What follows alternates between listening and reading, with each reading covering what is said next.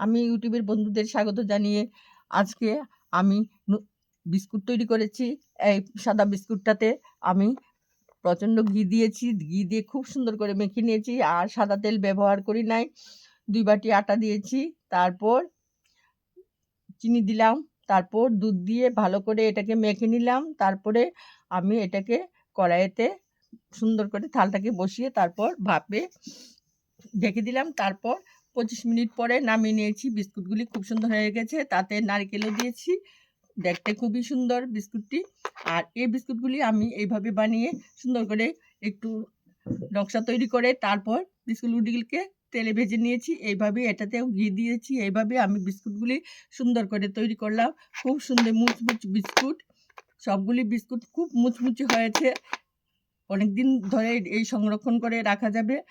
প্রায় ১৫ ১০ ১২ দিনের মতো রাখা যাবে। তারপর আরও তো আমরা বিস্কুট তৈরি করি। এগুলি খাওয়া শেষ হলে আরও তৈরি করব। তাই বলে আমি বন্ধুদের বলছি যে আমার এই বিস্কুটগুলি যদি আপনাদের পছন্দ হয় তাহলে একটু সাবস্ক্রাইব করবেন, আমার পাশে থাকবেন, আমাকে উৎসাহ দিবেন। এটাই পরবর্তী আমি কোন ভিডিওটা আপনাদের সামনে হাজির করব বলে দেবেন। লাইক, শেয়ার এবং কমেন্ট করতে বলবেন না। আপনারা যদি সাথে থাকেন তাহলে আপনাদের আরও উৎসাহ বেড়ে যায়। এই বলে আমি বিদায় নিচ্ছি।